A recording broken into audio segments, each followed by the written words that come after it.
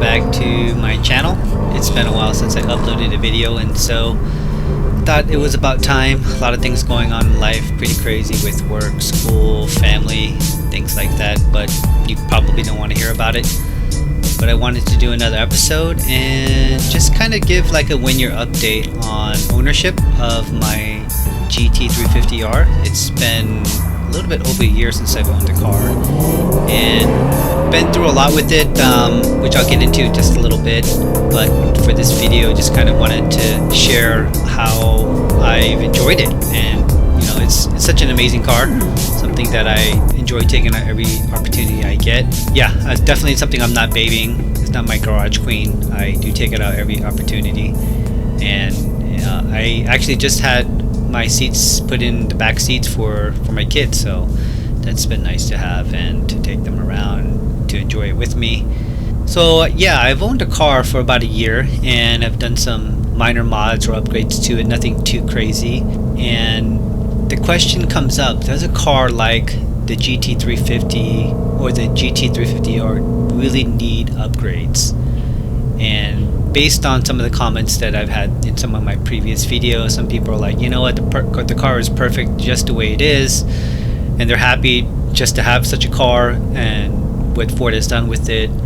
Hey, all power to ya. Others like myself, well, we like customizing, and there wouldn't be an aftermarket industry out there if people were happy with what they got. And there are a lot of things that we can do to customize. I personally like it. I don't like my car looking like everyone else's, even though, you know, these R's are pretty rare out there. But you know, just every car that I've owned, everything from trucks, my family, even my family car, I slapped on some shoes on that and it looks pretty good. But yeah, every car that I've owned, I've always modded it one way or another. I've never not modded any car that I've owned. I just think that if you're, you know, if you love cars in general, you know, you just find ways to make it personal and unique to you. It doesn't really do anything, I think, in the long run when you're trying to sell the car, but yeah, when you own it, it's definitely something that you want to do to add to your, you know, your personality of the car. So yeah. So what are some of the things I've done? One of the first things I've done with my car specifically was get the LMR replica wheels, and I've done a video about that probably a little bit under a year ago, right after I got my car. I got it in the fall, and knowing that I have the Cup 2s, which really don't do well in the winter rain and water, I researched around and knew a guy that actually recommended I get the replicas, so I ended up going with them, and they do look just like the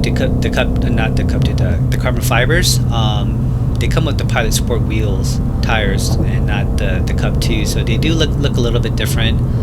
I was happy with them and I liked the look overall. But then I started looking around some more and eventually came across a set of signature wheels. They're pretty big in the GT350 community, as well as, you know, some other high-end cars. They look really nice. They do come with a price tag. I got mine, fortunately, used for a much better deal than what I would have paid new, and they look pretty good. New, they were ceramic coated. I got it from a member off one of the forums that I'm a part of. And that really changed up the look of the car. I mean, it made such a huge significant difference that, you know, I pretty much drive with them all the time now. I don't know if I'll ever put the carbon fiber wheels back on there, but eventually maybe, but for now I'll just enjoy my SIGs. And I did a video on that called Signature SV306, so if you want, go ahead and check it out and you can see how it looked and how it came out.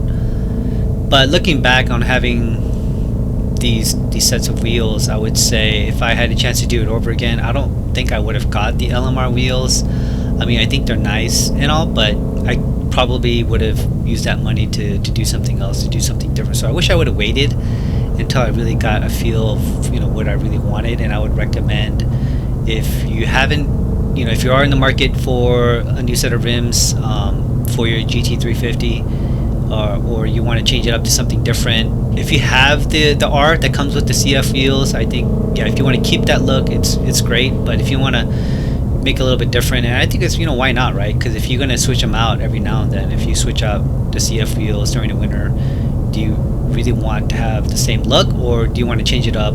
I like to change up So I think if I were to do it over again, I probably would have went with the signatures in the first place, or maybe something else. Who knows? I mean, there's a lot of good companies out there that make fantastic looking wheels and rims. So yeah, that's one of the first things I did. Everything else after that pretty much was mostly cosmetic. I mean, I upgraded the shifter knob to the billet shifter knob. I added rock blockers, which is a must, that prevents rocks from shooting up your side skirts. And even if you have those on, you will still get rocks hitting up the back side of your car. And the way I avoided that was, and I started noticing chips initially, but what I ended up doing was just getting PPF on the entire car. I did get the PPF when I first purchased the car. I bought it from a gentleman down in Southern California, and I arranged to have an installer install the PPF that day I bought the car. I like coordinated this all in the same day. Like I flew down that morning, picked up the car, did the paperwork, brought it to a PPF dealer, and by 4 or 5 o'clock I was driving back up to the Bay Area, just because, you know, I wanted to protect that front end.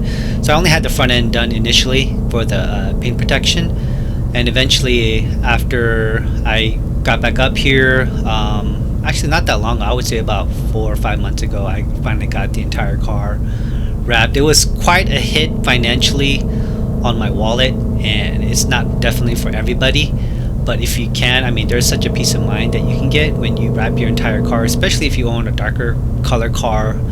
Mine's not black, but it's gray, but my wing is black, and I got that wrapped. And let me tell you, when I clean it, I don't worry about it at all. I did get it ceramic coated as well, so when I do wash it, I just hose it down with water. I don't really use soap except on the wheels, and it comes with, I think, like a 5-year warranty, so I'm pretty happy with it. It saved me from some scratches, some things that inadvertently could have been really bad already, and just having that PPF brought such a peace of mind that, you know, when you go out, I mean, I still am careful when I park my car. I try to give myself enough gaps and stuff like that, but overall, just having something like that on a car that, you know, I know that I'm going to keep for the long haul, investing in PPF for me just seemed like a very minor investment. So yeah, I did do that. The rock blockers, I added in the ZL1 tow hook. I was planning on tracking my car. I talked to a few individuals that I know locally that are tracking their GT350s, but eventually I just came down to like maybe waiting for it, but by that time I already got the hook, and so I installed it. Man, that thing was a pain in the butt to install. I looked at all the videos and I did not enjoy that process at all. I actually forgot my hammer in the bottom air vent way there, and when I put the bumper and the wheels back on, I noticed that the hammer was still in there. Well, I was like, no, where's my hammer? And then I looked down there, and yeah, sure enough, my black and red hammer is still there. So I haven't had the need to take anything apart yet, so it's still there. When I do pictures on my Instagram, I just kind of crop it out, but I think it's funny. It gives it personality. But don't make fun of me for that. Yeah, it's gonna come out eventually. It's pretty stuck in there, so it's not moving around or anything. It's wedged against the tow hook. So yeah, that was a big fail on my part, but I do understand now surgeons that do leave their tools inside people's bodies. I mean, this is not as bad, but I could see, you know, how that happens, definitely. Another thing I've done, suspension wise, I did lower the car not that long ago. I got the iBox Pro Kit and had a local shop install it for me. Overall, it looks great. I mean, I went with the iBox because of the look. It seemed like it brought the greatest drop, but it does rub. My front springs do rub, and when I contacted iBox, they said they normally ship out these springs with some type of cushion, which I didn't get with my kit. And when I brought it to the shop, they were like, yeah, it's definitely rubbing. So when I reached out to iBox, they said they would send me a new set for the rubbing, and then one that included the cushion. So that was nice of them. But when I installed the springs, I noticed that my gap in my front wheels was actually lower or less than the gap in my back wheels. And so I'm not sure if or why that is, but I am actually going to switch out the front to a set of Ford Performance springs to maybe level out that gap in hopes that it'll make it more even. I just actually purchased a brand new set from a guy off the GT350 forum, and hopefully that, you know, it'll balance it out, make it look better. I'm very particular about the look, so, and maybe it won't rub as much because, man, having the car lowered on springs, it rubs everywhere. I mean, the car is already low enough as it is, but after I installed the signature rims on my car, that wheel gap was horrendous, and I needed to do something about it. That's what motivated me to get the iBock. But yeah, I mean, I'm hitting speed bumps. I gotta go sideways on everything, and I get kind of nervous when I'm going through unknown areas, especially like in San Francisco, or places where there are a lot of hills. I'm definitely rubbing when I'm, going at those intersections where it goes from incline or decline to flat. So people behind me definitely hate me, and I have got honked at quite a few times, and I just speed off really quickly right after that, let them know what's up. But yeah, I mean, going through that slip low pads that I got under the front splitter, they're saving my splitter. I'm pretty sure they're getting beat up quite bad. So yeah, if I switch out the front springs to the Ford Performance, I'm hoping that it'll decrease the amount of rubbing that it does do. Other things I've done include the decals. I got the GT350 decal on the sides. It's matte black, matches the front to back black stripes that I got on the center of the car, and they're very subtle. From most pictures that I do take of the car, you can't even notice that it's there, but I like it because in person, when the sun's hitting it right, you can actually see it. It's the same sticker and decal that you see on the Heritage editions, except mine is black, so I like the look. I also went with some other decals. I forgot the name of the guy that I got it from, but it's like this black kind of weird shape decal that goes on the side right behind the GT350 emblem that kind of gives it a little bit more of a look, interrupted look. I've seen it done on a few cars they mostly have the numbers on them, but I just took the numbers off and I like it. It's just my personal preference. I've got a few compliments on it. Not for everybody, but hey, I like it. Other things I've done include the Sullivan racing pedals. I did the Lloyd floor mats, stayed a pop trunk kit, the carbon fiber steering wheel. I did things like a dash cam. I installed that myself too, that shoots from front to back. I did get some inquiries on what kind of rear view mirror that is, and you can turn it on and off. It's actually reflective enough so you can actually use it as a rear view mirror.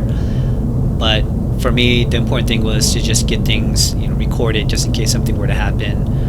I can use that, and I have seen a lot of stuff that I've actually pulled up to other people after I've seen accidents in front of me, and I've given them my card or my contact info that they can use to help them with their case, with their insurance. And it's just good to have. It brings a lot of peace of mind so that people can't just say anything against you. You got everything on camera. Of course, now if you're the one that caused the accident, then you just gotta throw it away or pretend you don't have it. I'm just kidding. Other things I've done: oil catch can. I went with Bob's Racing products with the driver's side. The passenger side. I did add the Borla exhaust system, the Borla Attack. I had those on there for a while. I thought it would kind of bring a more deeper, richer tone of the 350, the flat plane crank motor. But for me, it just seemed like it was more muzzling the sound, so I ended up taking those back off, and I just went through the stock specs on there. Other things I've done include radar detector floor mats. I did get a set of rear seats from a 350 owner who never, it was a 350R owner who never installed them. He got them from somebody else, and I had them sitting in my garage for the longest time. And I think someone mentioned that it wouldn't fit, but when I did try to install them about a month ago, it went in pretty well actually. I saw the YouTube video from another guy. The instructions were almost useless, but the guy that, I thank God for him, that did a video on it, that was very helpful. Ended up using some hardware that I had left over from other projects, so I didn't need to go get other hardware or stuff like that. If you look at it, you're a garage nut, you probably can figure it out. But yeah, it went in like a glove, and now I take my kids with me everywhere I go, and they've enjoyed it. They feel much safer. They like the fact that there's seatbelts and stuff like that. I have driven them around without them before I put the seats in there, just around the block, stuff like that. But yeah, they didn't like it, so now we ride it together, we enjoy it together. Another thing I did, or I'm going to do, is install the MGW shifter. Heard a lot of great things about it. I've been kind of sitting on the fence about it because my car's under warranty, and when I talked to the Ford dealer, they told me that most likely it would void the warranty, I guess, for that area. Maybe someone out there knows better.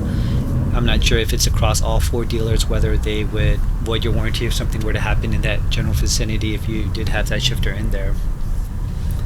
But eventually I will have it installed, and they're kind of hard to find right now. I haven't seen them in stock online, so I ended up actually getting mine from another forum member, and yeah, so I got them in my garage, and I think when the time comes I'll probably install them. And yeah, oh yeah, and I did install a sound system. Now the sound system that comes with the car stock sounds pretty good already, but I just kind of wanted a little bit more kick, and the guy that I go to who installs all my alarms and sound systems, he's great. He's up in Walnut Creek if anybody wants to reach out to him. He's with Bay Radio Alarm, and he did a nice clean install for me. He put in an amp, kicker, and it sounds great.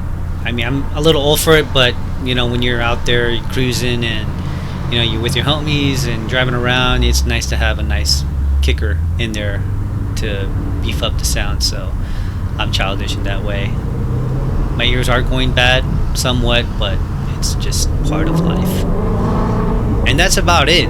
So yeah, tell me what you think. Tell me what upgrades or mods I should do that I haven't done. Yeah, let me know what you guys are doing. If you like this video, shoot me a like, comment, subscribe. This is your boy John, and I will see you next time.